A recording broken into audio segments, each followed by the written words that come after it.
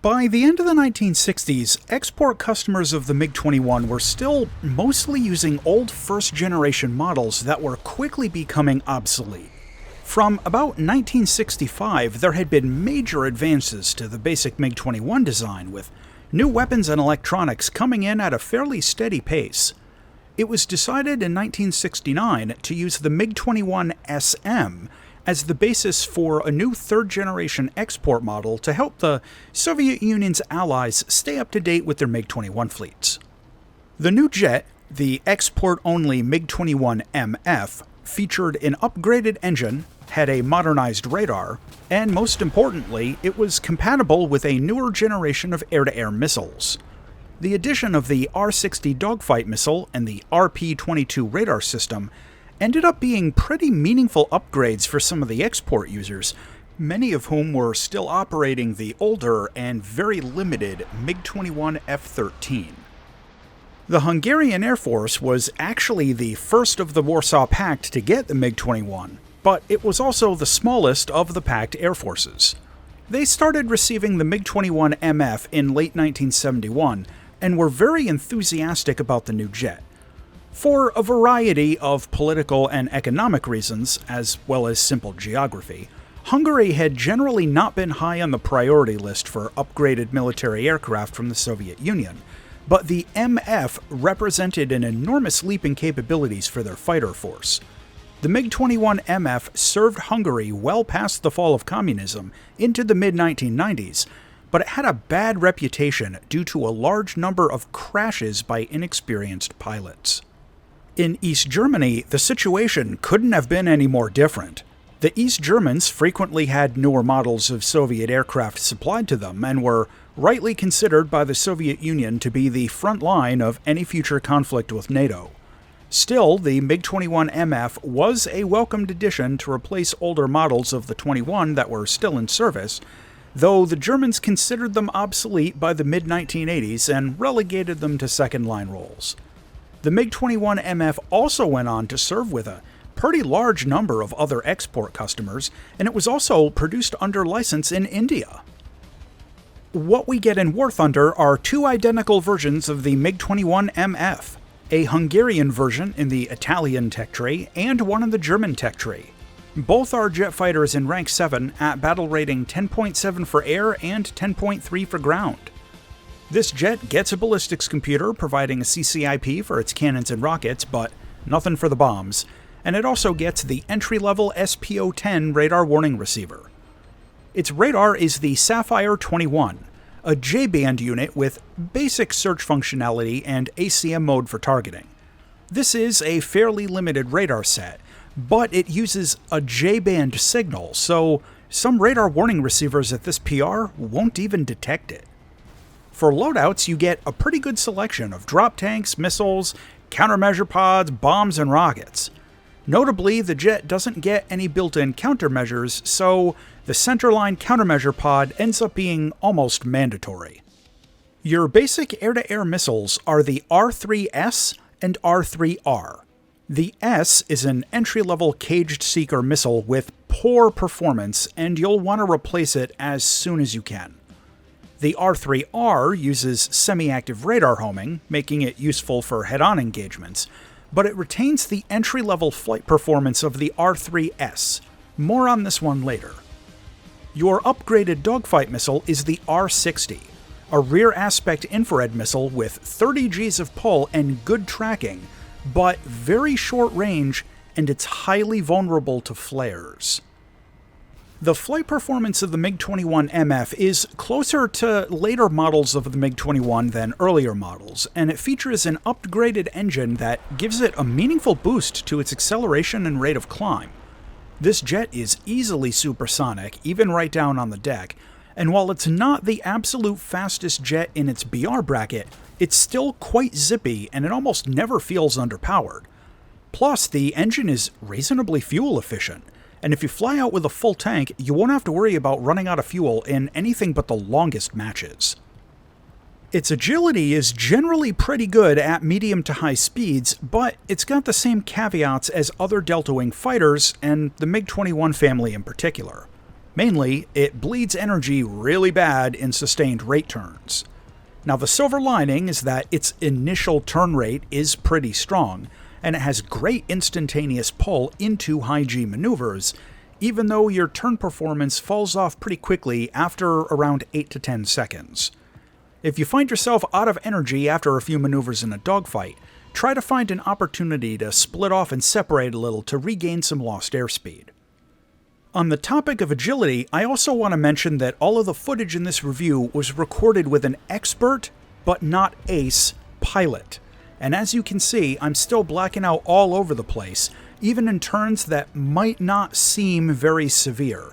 So you definitely want to think about upgrading your pilot with this plane if it's going to be a long-term use for you. One caveat to be aware of is that if you punch the throttle in level flight, the MiG-21MF can fly itself past the red line and rip its wings off. You might want to think about using afterburners if your controls are set up for that. And when you're flying out, especially at low level, you do need to keep an eye on your airspeed.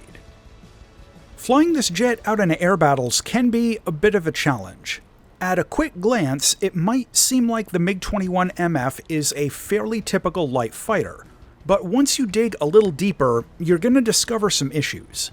The main problem you run into is that your weapon system is very easy to defeat. Your dogfight missile, the R-60, has great performance within about 1.5 kilometers, and it pulls really hard into maneuvering targets. But the problem is the aperture size is huge, so it ends up being really easy to flare off. Even incorrect flare deployments are frequently going to be enough to shake the R-60 off, and if your opponent is paying attention, it might be pretty difficult to get reliable hits with it. The next issue is the radar and R3R combo. Now, this gives the jet some basic all-aspect engagement capability, and it can be effective despite the short range and marginal turn performance of the R3R. But the problem is, even at short range, the Sapphire radar is highly vulnerable to chaff, ground clutter, and multipathing. Similar to the R-60, even incorrect chaff deployments can sometimes be enough to shake off your radar focus and send the R3R into empty sky.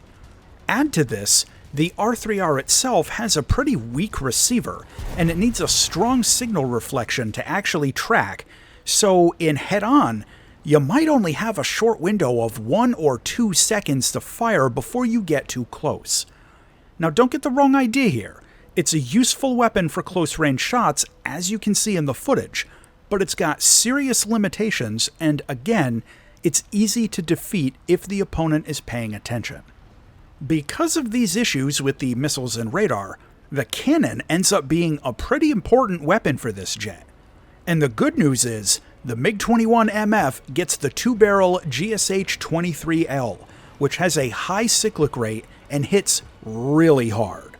The ammo count is a little low, but if you can land a burst on a target, it's going to do massive damage, and given the limitations of the missile system, you might want to practice with the gun a bit more than usual for a jet in this bracket. My normal preference with this plane is to take a loadout of 2 R3Rs and 2 R60s and fly in low with my radar off.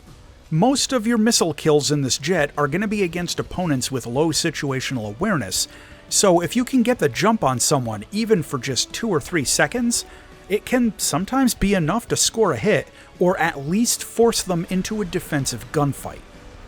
In terms of ground attack, you get a CCIP for the rockets, which lets this jet go after AI units in air battles, or if you're feeling lucky, you can go in for low-altitude close air support over a ground battle. Just remember that SPAA at this tier starts to ramp up in capability, so you might have really low survivability trying to avoid SAMs at short range doing hot dog stuff out over a ground battle. Visually, both versions of the MiG-21MF look generally similar to other wide-nose MiG-21 versions, and you get a few different paint jobs between the two. I've always thought this was a pretty slick-looking jet, but the countermeasure pod is just kind of weird-shaped. Still, the 3D model is well done, and it's a good-looking plane to have up on the screen. Landing is going to be typical for a MiG-21. That is, fast and low. Your target landing speed is going to be about 300 kilometers an hour to give you room for an abort if needed, which is pretty fast. But thankfully, the landing gear is famously tough, and you get a drag chute. You can put the gear down at almost 700 kilometers an hour, and the landing flaps can go out at around 450.